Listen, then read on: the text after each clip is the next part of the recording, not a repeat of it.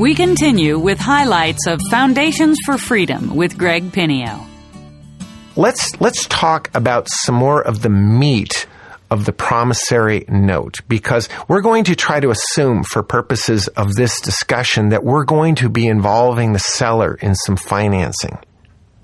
Now remember from our first tape, we need to put category of this property into two simple categories. Properties we're going to keep for the long haul. These are long-term keepers, at least 7 to 10 years or longer. And then properties that we're definitely buying just to do something too quickly and sell. Flips, keepers. All right. For the purposes of this discussion and the purposes of creating notes with the seller, involving them in financing, we're going to be more interested in doing that for properties we're going to keep over time. Now, the most important term when we're talking about holding property over time is our negotiated monthly payment. Negotiated monthly payment is obviously a function of the principal on the note and the interest rate. Okay? Now, just because we have principal and interest rate doesn't necessarily mean A plus B equals your payment. You can have a payment that doesn't even meet the interest. That would be called a negative amortization. Now, there may be a tool that we would use for a short period of time. Okay, and we'll talk about that in a minute. An interest-only payment is just what it says. If you've got a $500,000 note at 6% interest, your payment's $2,500 a month. Interest only. Period. Okay? Anything above $2,500 a month positively amortizes the note, meaning that every month you make your payment, you're paying your $2,500 of interest, and anything over and above that goes to principal reduction. Simple concepts. Negative amortization, not even paying the interest. Consequently, the principal gets larger. Interest only, principal stays the same. Positive amortization, you're making some headway on the outstanding principal balance on the note. Well, simple concepts, but let's play with this for a minute. Remember, long-term keeper. And let's just take a property and let's use an easy increment to understand. And let's say this is a fourplex that we have come up with a value of $500,000. Okay? And we have agreed to put, $50,000 down, and $450,000 is on a note. Okay. That's where we start. That's sort of a structure that seems to hold some merit. Okay? But along the way of uncovering these puzzle pieces, we understand that really what the seller wants, the most important thing to them, is they have thrown out that they want to just come up with $2,000 a month that they need to have to make their life do what their life needs to do. Okay? Now, when you get a puzzle piece like that thrown out, what are you going to do? They've said they want $450,000. How are you going to come up with the $2,000 a month? Well, if you did the math and said $450,000 at 6%, that's $2,250 interest only. Okay? So that's shooting a little high. You see how I'm going to work it backwards? You need to have a feel of what interest rate does to payment, and you need to have that feel intuitively. This is not the time to take out your calculator and start punching numbers, and you need to intuitively be able to know what changing one thing does to the other. Okay? Now, if you were able to negotiate in that scenario $450,000 at 4.5% interest, your $2,000 a month is not only going to pay the interest, it's going to make some headway towards the principal. Okay? If they said to you, I want $2,000 a month and I don't want to touch the principal, well, that's an even easier equation, right? Now we're going to pick the exact interest rate that gets them that number but doesn't reduce the principal. You will find that a lot of older people like to live on their interest, period. They don't want to reduce the principal. They want to pass on the principal to their siblings, their heirs, their kids, their somebody when they exit stage left. Be aware of that mentality. Versus if you're creating a note with somebody who's 40 years old, they're less inclined to think in terms of, I just want to live off the interest. Our generation, my generation, we don't think that way. We spend everything we have and 10 times more, usually. Okay? 80-year-old people don't do that. Different school. All right? I'm not suggesting that our school is right, by the way. I'm just saying that if you took a poll of normal attitudes and beliefs, you would find one in the older generation of saving for a rainy day much more than the younger generation. I think the generation in their 20s right now is even more so. That what comes in, it's a function of age. What comes in goes out, period. There is no concept of saving or planning. But the older you get, that concept increases. Interest rate as it relates to principal. Now, here's where it really comes in. Let's say that the price of the property is yet to be determined. Okay? What am I going to pay? This is the what if game. Would I rather pay $500,000 at 7% interest, 30-year AM? Or would I rather pay $550,000 at 5% interest, 30-year AM? If I'm going to keep this property for 15 years, which one are you going to do? Well, that decision needs to be made intuitively. You don't sit there with your calculator and do that. You need to know that the answer's A or B instantly, in this case, B. Because remember, when we're holding property for a long time, monthly payment, cash flow, is the most important term.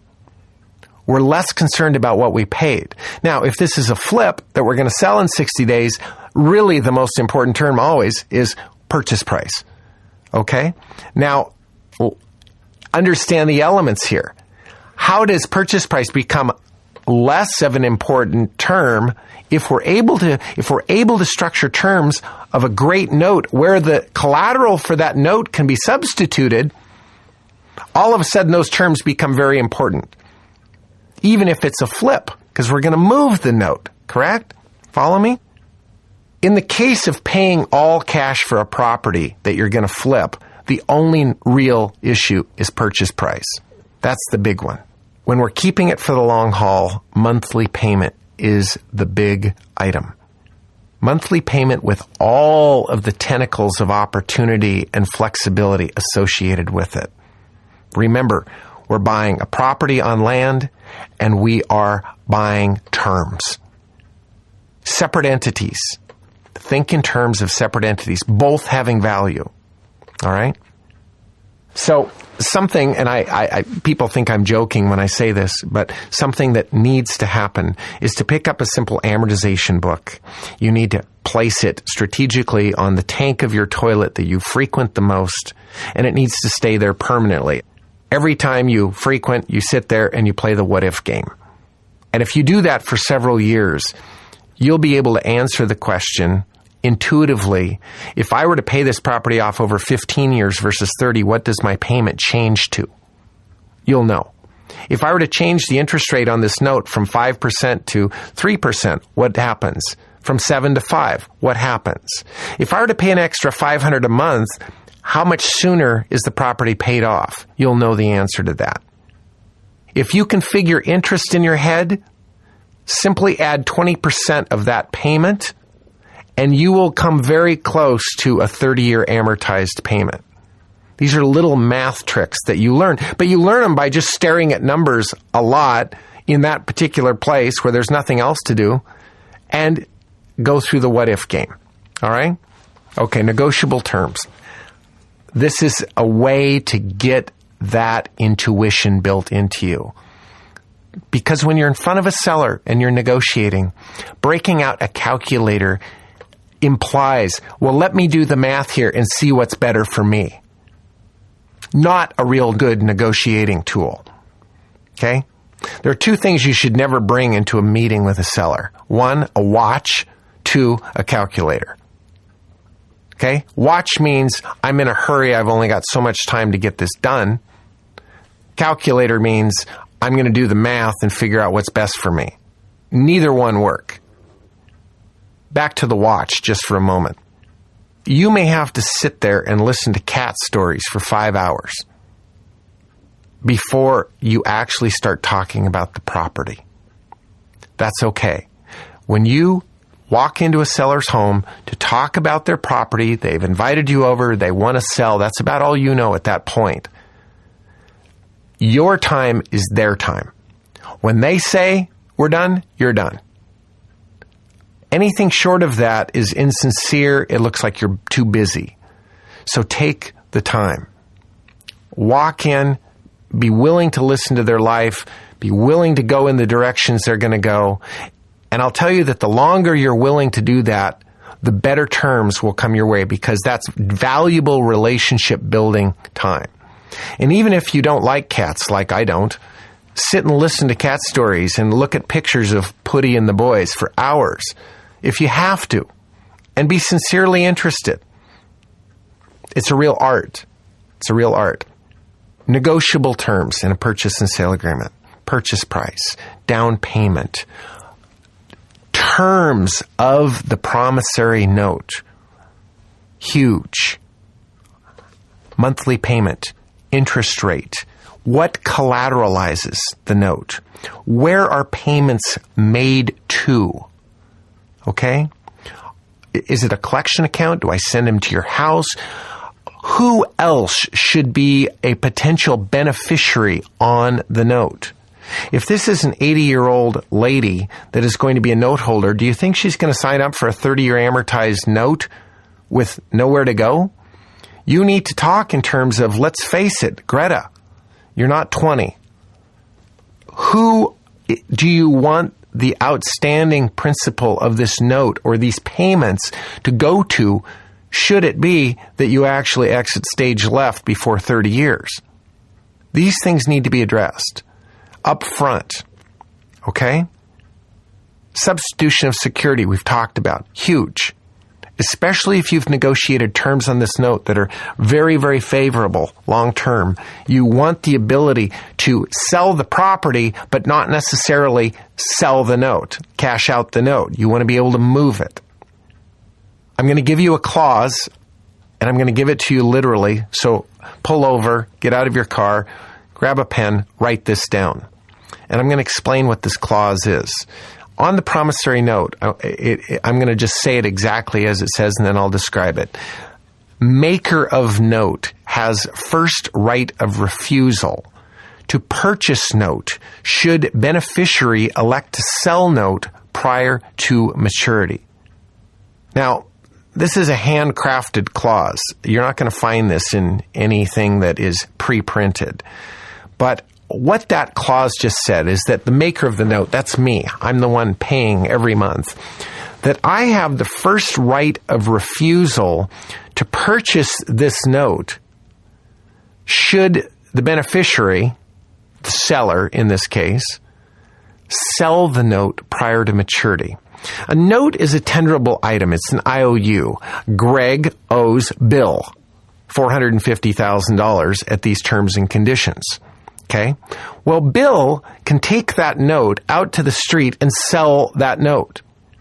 And if it's a brand new note, what we would typically call a green note, and especially if it's a note where I've negotiated a 4 or 5% 30-year AM note, he might only get $300,000 for that $450,000 note if he takes it to the street and sells it.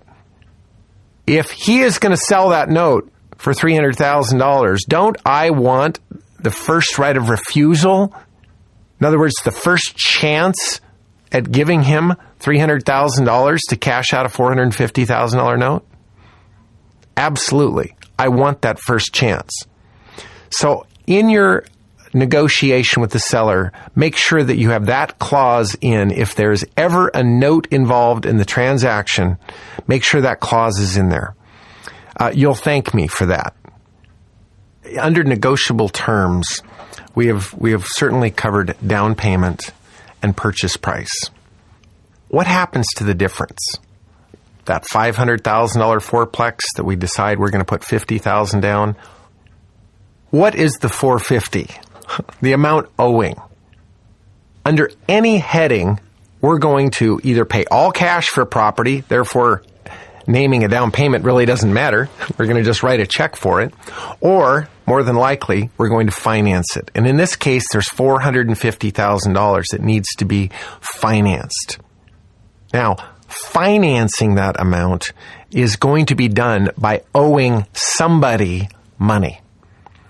The instrument that we're going to sign up to owe somebody money is a promissory note. I owe somebody money. I owe you. That's a promissory note. That's simple. Okay? We're either going to finance this with a lending institution, people whose business it is to finance you, to give you the money, and now you owe them, or we're going to involve the seller with the financing. Simply put, the seller is going to be our financier. The seller is going to be the bank. And when we are out there hunting for terms, one of the big terms we're looking for is simply that, to involve the seller in the financing. The best deals we will ever do will always have the seller involved in the financing. Now, let's just look at a couple practical reasons why right off the bat. Under the heading of promissory note, if we're going to the bank to borrow that $450,000, we're going to pay 1, 2, or 3 points. A point is 1% of the loan amount, by the way. Okay, so if we pay 1 point, that's $4,500 of loan fees. 2 points, $9,000. You can do the math. First of all, we're going to set it up that way. We're likely going to pay an appraisal fee to have this property appraised. We likely are going to have to go through an environmental analysis. We're going to be paying for that. We're going to have to pay to let the lender know that it's not in the floodplain. We're going to have to make sure that there's proper reserves for taxes, proper reserves for insurance, oftentimes 2 or 3 payments in reserves so that they know they've got a cushion should we decide to have a bad work day. In other words, the closing costs in dealing with a lender are significant. If we involve the seller in the financing, do we necessarily need an appraisal? No. A lot of times I don't want to get an appraisal. Okay? Next, are we paying the seller points for their $450,000 that's financed? No. Are we paying reserves and environmentals and all of these things? No. So from an initial money outlay right up front, our APR, our true interest rate with the seller is actually what we've negotiated. Versus with a bank, we may have X interest rate, but when you add on all of these fees, what you're really paying is a different number. Okay. Now, closing costs and the cost of that money, that's just one thing. It isn't the main thing. It's significant, but the more significant part when you put these 2 ways to finance on a scale comes in the flexibilities of your ability to negotiate the meat of that promissory note. If you were to go get that fourplex loan today and you're going to borrow $450,000, well, first of all, that's only 10% down. You're not going to get a 10% down fourplex loan. So, in other words, already off the bat, they're dictating, no, we need so much down for that type of property. Okay, likely 20, 25, maybe even 30%. Okay, then they've got all kinds of other criterion about qualifying. You qualifying. This is, again, a bank financing. You're going to have to qualify. We're going to want to know that the property has enough income and then some to make your payment. The and then some part, we call that debt coverage ratio. A 1.0 debt coverage ratio would be that there's exactly enough coming in to pay all of your expenses. A 1.2 debt coverage ratio means there's 20% more coming in than all of your expenses. In other words, you're going to have to not only meet the down payment requirement, you're going to have to meet that qualification requirement with the bank. Again, involving the seller in financing, anything goes. It's all negotiable. If you were to apply for a loan today, the bank would say, well, our rates today are 6 5/8, 30-year AM, 7-year call, period. If you don't like it, there's the door. With the seller, I'm sitting down and I'm negotiating. I'll give you an example of such a negotiation on a recent purchase. A recent purchase that I have to tell you that I'm planning on cashing out anyway, completely, for my own reasons, in the next year, the next 12 months. I don't want to owe on this particular property. I don't want to owe anything for my own personal reasons. Okay? So my options, what I initially negotiated was a price of $450,000, $75,000 down, $375,000 on a note at 6% with a 2-year cash out. Okay? And that worked fine with me because I want to pay it off anyway within the next year. So I have that all signed around. It's all done. We've negotiated that. That's how it works. My payments are interest-only payments, all principal due and payable in 2 years. Okay. It occurred to me, after I've got it signed around, I've got them committed to that they made mention, I had to work pretty hard to just get $75,000 down. I had to work pretty hard to get that term negotiated, which initially that worked well with me. That was something I could do easily. Well, questions of proposition. Remember, we have to know what we want, what our goals are, and then based on that, our job is to go out there and ask questions of proposition. So I asked a simple question.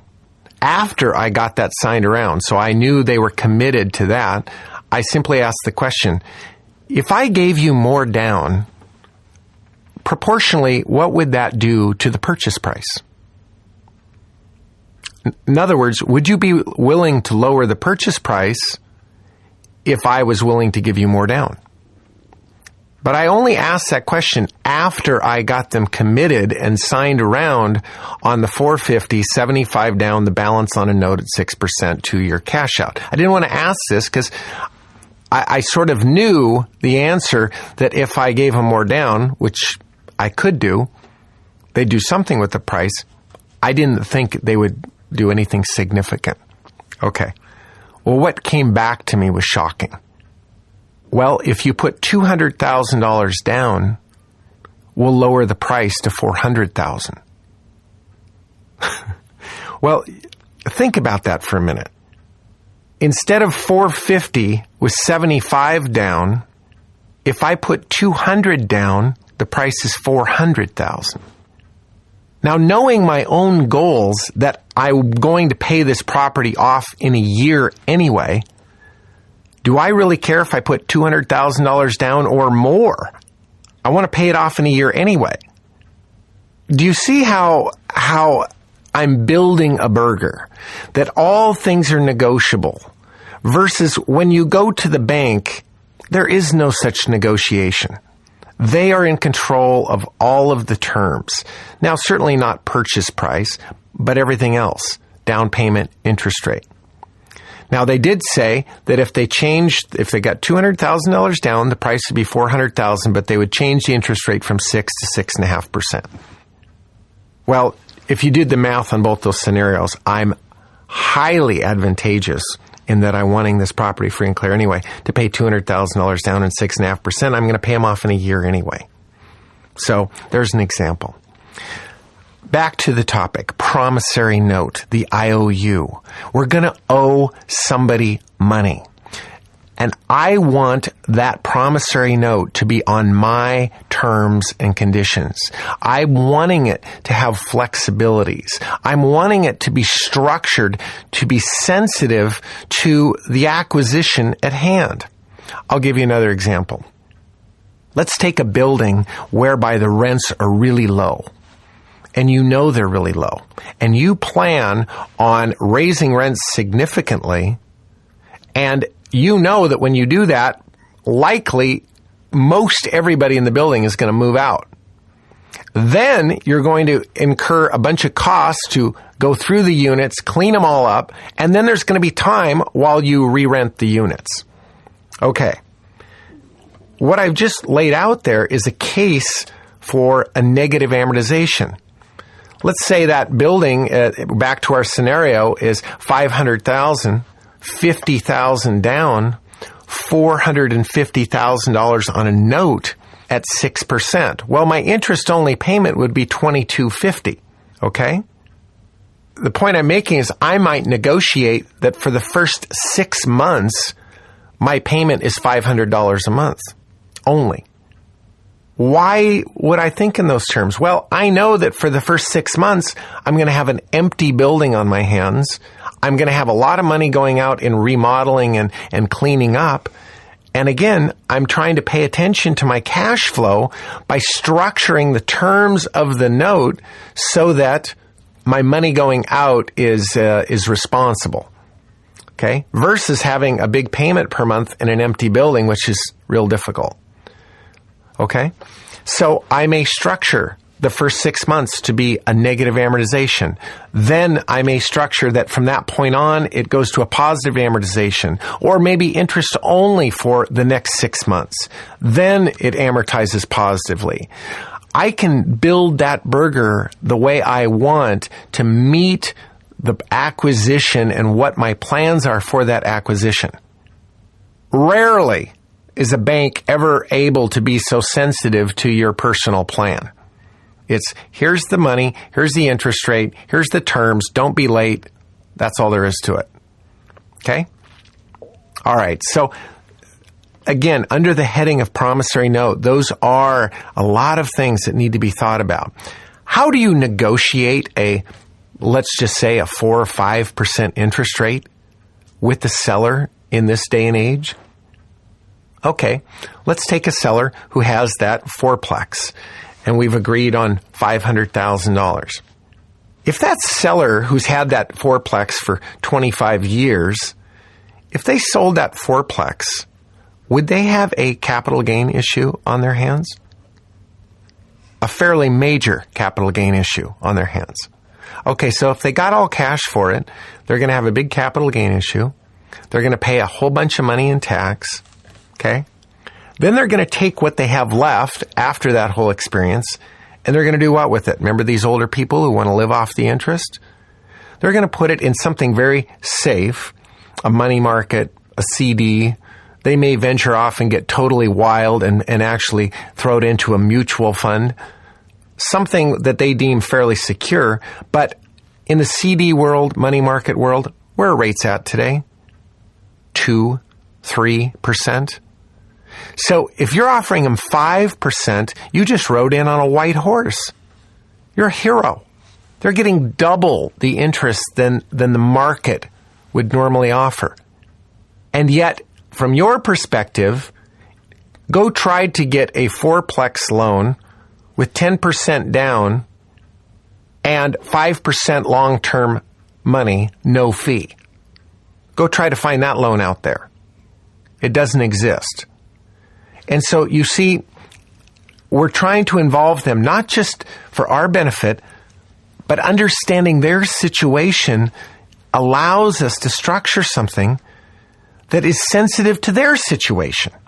These are people who are 75, 80 years old. They don't want to sell their property in 1031 exchange into another property. They're tired of being landlords. They want to retire in Sun City, Arizona, in a double wide and take nice walks. That's all they want to do. No more tenant calls. See? So selling on an exchange is not an option for them. They want out. Here's a way they can indefinitely defer the capital gain tax. And here's a way that you can give them an interest income that's double what they could get anywhere else. Not a tough negotiation. And yet, most answers to most thoughts are no, unless you ask. Questions of proposition, real simple. Be bold and ask questions that can be answered yes or no. If I were to give you 5% interest on this, does that work for you? Here's what your payment would be. Does that work for you as a question proposition? Here's the terms. Does that work? Yes or no? Back in the dark ages, when I had a lot of young agents in my real estate office, I simply printed 2 steps, put it in great big bold letters on a sheet of paper, and stuck it on the wall right in front of their desk, right by their telephone. Step 1, be bold. Step 2, ask questions, a proposition. In my boot camp with young agents, I would make them write down every single question, a proposition that they asked in that day, and they weren't allowed to leave the office until at the end of the day they asked at least 200 questions, a proposition. Question of proposition is prefaced by answering the question for yourself. What do you want? What do you want in life? Then ask for it. It's that simple. What you want starts with something very deep, something very personal, something very passionate. In real estate, knowing what you want is prefaced by education. You have to know specifically what you want and why. And then you need to go out there and ask for it, and ask in the context to be able to share your thoughts of why this also works with the seller's situation. The default answer is always no, unless you ask. One of the biggest questions that we need to have an answer to when we are dealing with the seller is a pretty thorough understanding of what currently is owed on the property and the terms of that underlying note. All underlyings are not the same. And again, it amazes me in the normal real estate world how this is a topic that's rarely addressed. I wonder how many wonderful notes are cashed out inadvertently. Let's go back to that standing example of that $500,000 fourplex that we're buying.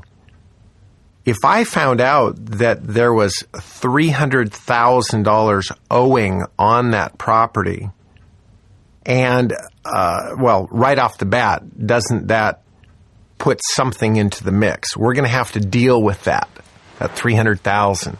I need to know what that note is. I need to understand the terms of that note, and most importantly, I need to understand, is it assumable, and do I want to assume it?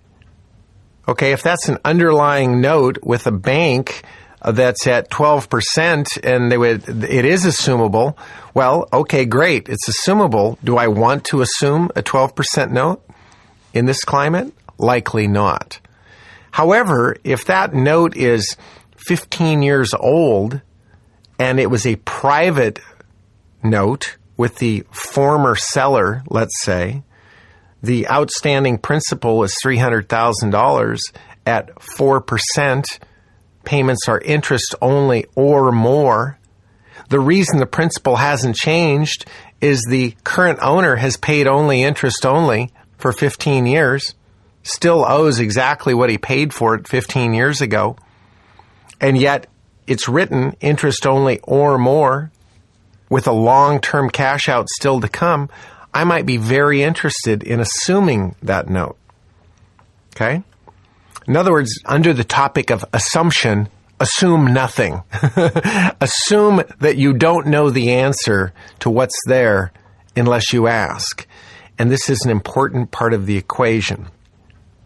In our scenarios that we've ran through several times already on this CD, the 500,000, 50 down, well, we're assuming in that scenario that they either own that property free and clear or that they owe very little on it, whereby the 50,000 down that they're getting is going to cash out what's on there currently. In other words, we're giving them a first position promissory note, first position deed of trust. They need to own that free and clear at closing, either by virtue of previously owning it free and clear or the down payment being enough to cash out what's there. If that isn't the case, that they own it outright, we need to start looking at other possible ways to still meet our investment objectives and still get the seller involved in the financing. Okay. Under this topic, if we can assume the underlying loan, if it is acceptable to us, and if it is assumable, and we need to read the deed of trust to see, and the promissory note to see if it is assumable. If it is assumable, we might then talk to the seller about a promissory note secured by a second deed of trust. Okay, so back to the purchase price. Same purchase price, $500,000. We're going to assume this $300,000 underlying note. Then let's say we're still willing to put $50,000 down, and then the seller would be given a note for $150,000 at our negotiated terms and conditions, secured by a second deed of trust on the subject property. We're assuming the first. We're creating a new note in second position. The position, the collateral position simply is a matter of which is recorded first. So here you've got this existing $300,000 note that was recorded 15 years ago. It's there. It's going to stay there unless it's removed by virtue of a full reconveyance. In other words, unless it's cashed out or substitution of security, moved to a different property. So once it's there, it's in first position. To put another note on that property is fine, but it's going to have to be collateralized by a second deed of trust. Okay? It's in line. Now, order of deed of trust. When does that ever matter? Well, it matters if there's ever default. Because if there is default and this property gets put up for sale, the first person to be cashed out is the person in first position. The person in second position gets his money only after the first position person gets their money. So you can see that there needs to be value in the property in order to properly collateralize everybody. You don't want to have a property worth $500,000 and have a first for $300 and a second for $300. That person in second position for $300 is hanging off the board. That's not good. Okay? All right, so assumptions and seconds. That may be the structure of a term that unfolds itself as you look at what's currently on the property, and then from there you begin your structuring. You may assume it and get the seller involved in a second. The next tool that I would like to chat about is a tool that's commonly known on the streets as a wrap note. More technically described, it would be a promissory note secured by an all-inclusive trust deed. What a wrap note is it is simply a promissory note written between you and the seller or the owner of the property, and it is you as the buyer of the property are taking title to the property subject to an existing underlying that the seller of the property is still obligated to pay on. And so in real simple terms, the way this would work is, let's just use an example. Let's say that this is a $200,000 house, and the seller has an underlying promissory note in the amount of $150,000. That is a private note in deed of trust. For at least this scenario, let's say that it's a private note secured by a first position deed of trust. On that $200,000 purchase price, what we would do is we would give him, let's say, $10,000 down and $190,000 on a note. We would pay the seller on that note, but the seller is obligated to continue to pay on the underlying $150,000 note at its terms and conditions. We are taking title to the property subject to the current underlying mortgage that's on the property. Now, the ability to write up a note secured by an all-inclusive trust deed is preempted by what kind of mortgage is currently on the property. It needs to be a note that is not due on sale. Obviously, if it has a due on sale clause, it has to be paid off upon the sale of the property. We're not wanting to assume it for a number of possible reasons, but it is the type of note that can be wrapped by another note. Now, the mechanical parts of an all-inclusive trust deed that need to be really understood are that payment to the seller is not sent to the seller directly. The seller is, we're entrusting the seller to make his payment on the underlying, but rather than trust him to do that, we're going to send our payment to escrow. We're going to instruct escrow to collect our payment.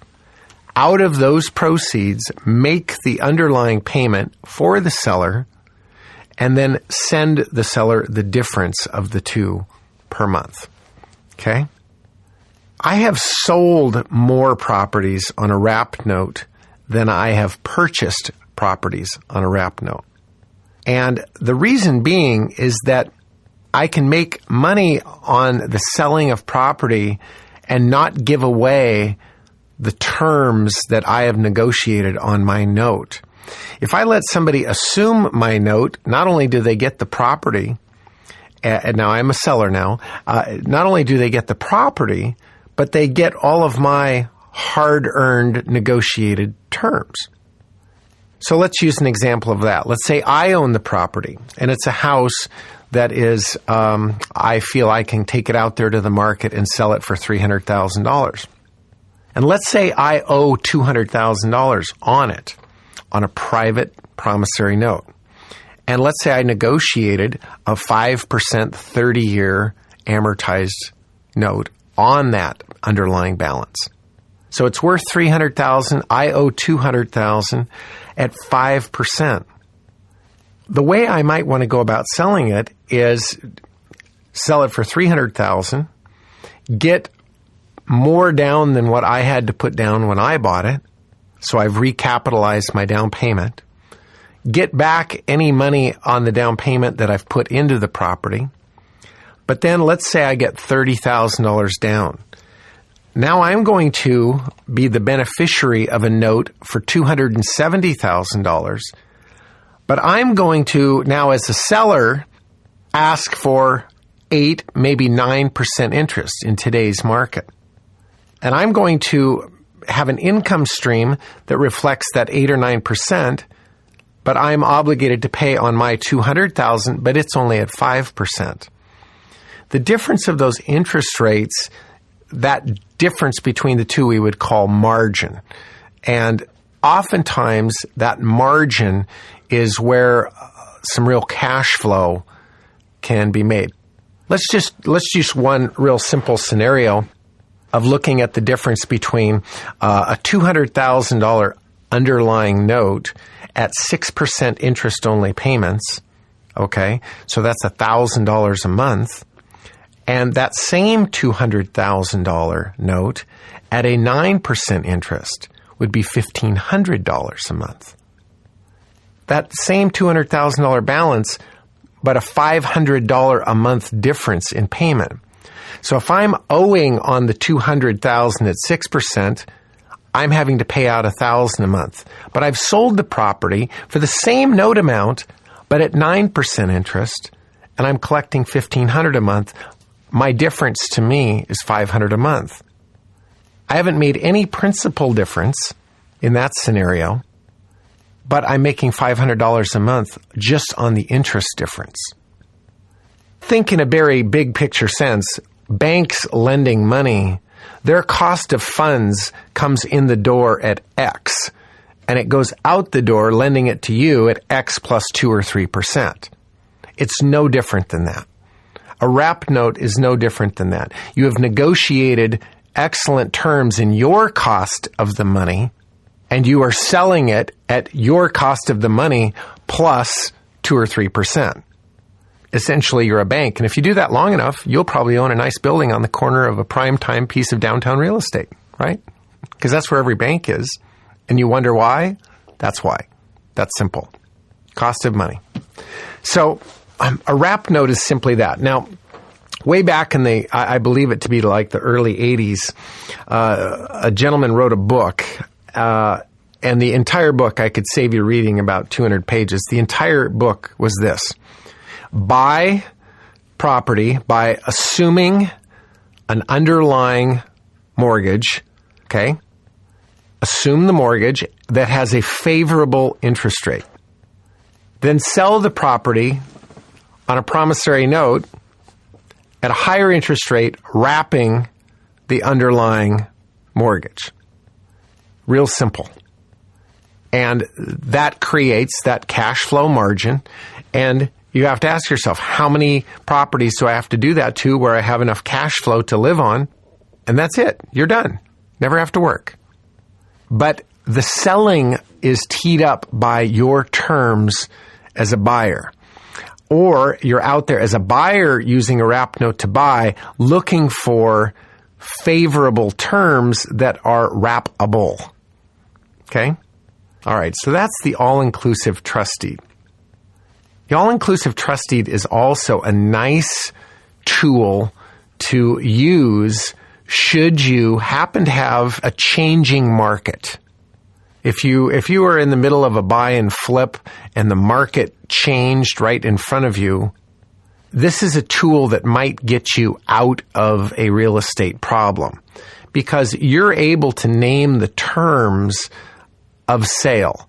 You could get a very, very minimum down. If you ran an ad, let's say, for house, Green Lake, $300,000, $5,000 down, and a note for the balance, you would have a lot of phone calls. Okay? And the way you could do that is if your underlying mortgage was wrappable. And then all you would need to do is make sure that the terms of your note match or exceed the terms of the note that you have negotiated on your purchase. Okay? It's really important that if your underlying mortgage, if your underlying terms that you've negotiated when you bought the building are at 6% with a 10-year cash out, when you sell that property on a wrap note, you need to make sure it's more than 6% and less than a 10-year cash out. In other words, you're still obligated to the terms and condition on the underlying, even though you've sold it. And so you need to make sure that the terms you've sold it on allow you the funds coming in to make your payment and allow a cash out date that meets or is in front of yours on the underlying. Okay? Wrap note. It's a tool. It's one that's used here, there, and everywhere, but not every day. The next tool that I want to talk to you about is the tool of options. Now, you've probably heard of lease options out there. That's sort of something that's going around a lot.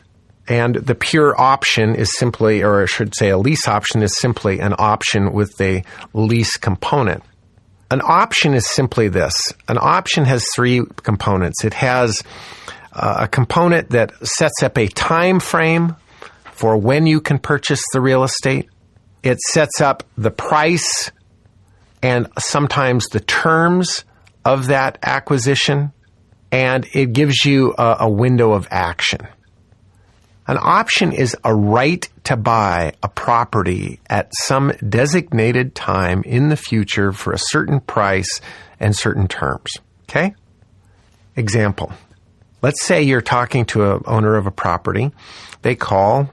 They're interested in selling, but they give you their whole life story, and it is discovered that their window of when they want to sell that property is when they retire, when they're 65, which is 3 years from now. That's when they're going to sell. Your head, when you hear that, doesn't say, well, let me call you in 3 years. Your head starts thinking about an option.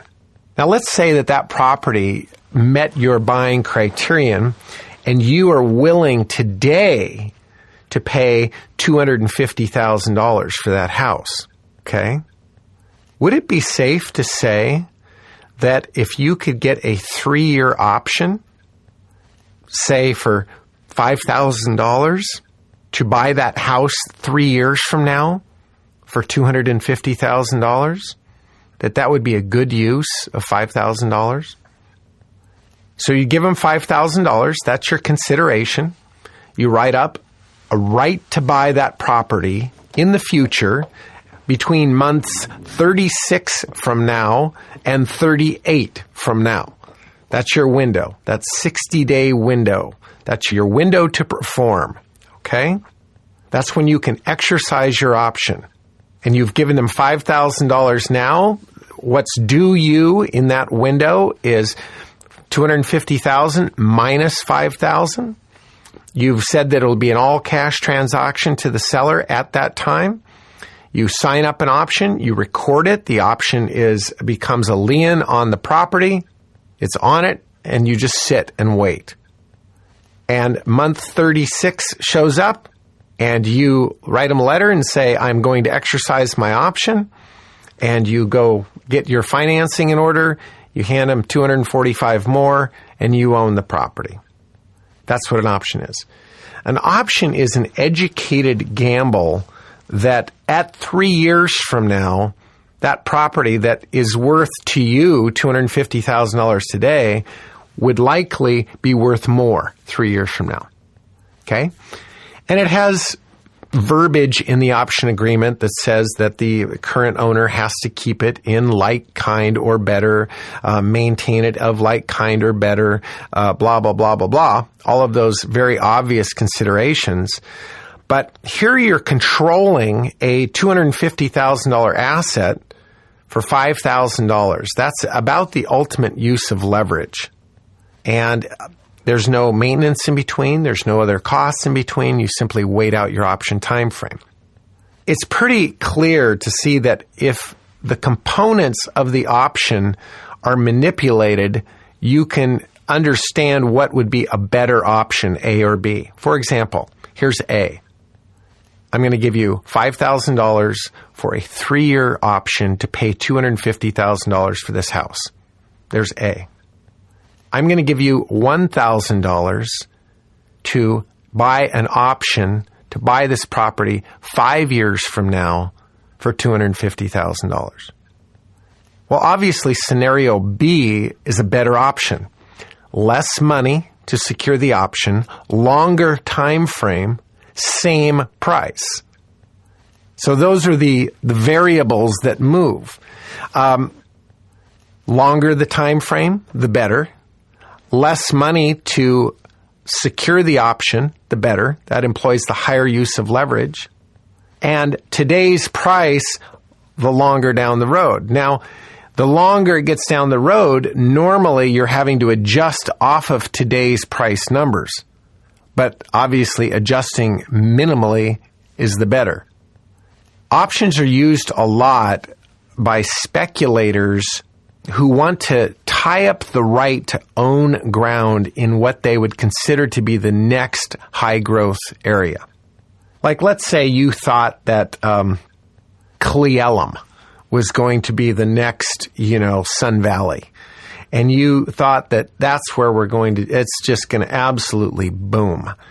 Well, if you really, really believe that, and yet we're not willing to go over there and plunk $1 million on the table to buy a whole bunch of Cle Elum and just hope that Sun Valley arrives, you might, instead of going over there and spending $1 million to buy a bunch of primetime Cle Elum land, you might go over there with $20,000 and secure the option to buy a whole bunch of land 10 years from now in the future. That's the idea of an option. It has its day in and day out purposes, and every time you hear somebody saying, well, I don't really plan on selling for another 3 or 4 years, there should be a light that goes off in your head to say, maybe I could secure an option, which is my right to purchase this property in the future at a designated time and a designated price. Now, a lease option is a combination of the two. It's a lease with an option. And it could be used by you either as someone who is leasing and would like the right to buy this property, or as somebody who owns it and would like to sell it and lease it at the same time. So you could work it both ways.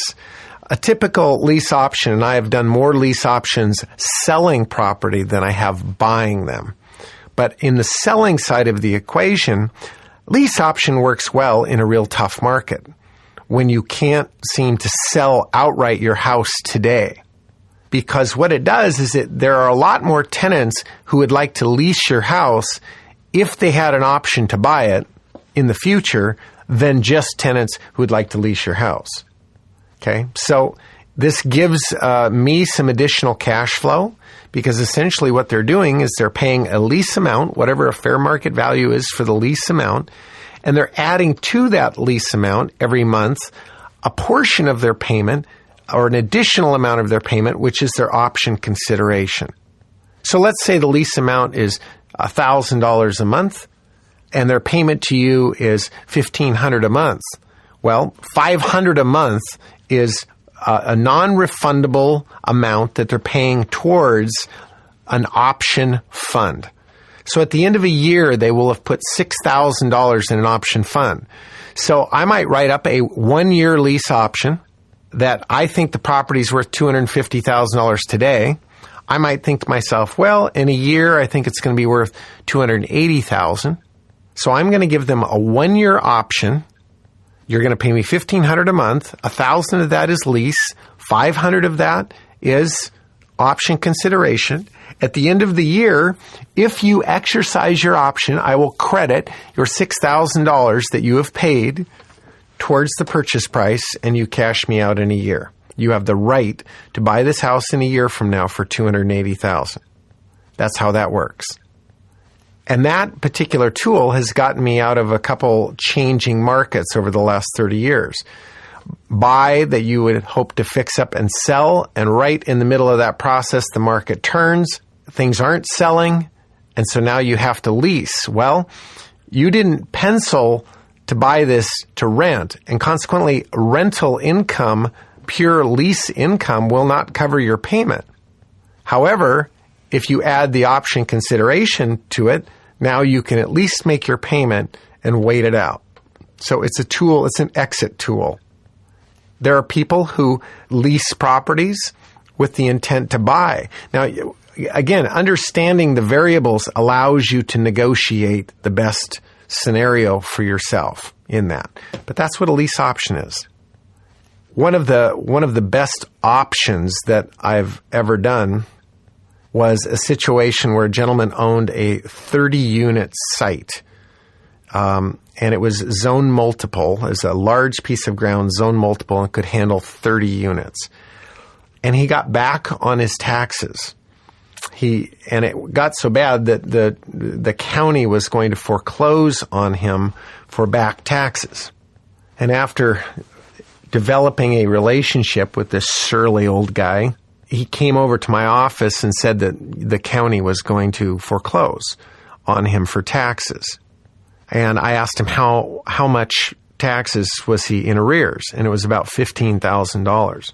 And that they were going to foreclose and that he didn't really want to sell for another year, but now it looks like he's going to have to sell, but he doesn't think there's enough time to sell because he had like a week left, and they were going to put his property on the porch and sell it.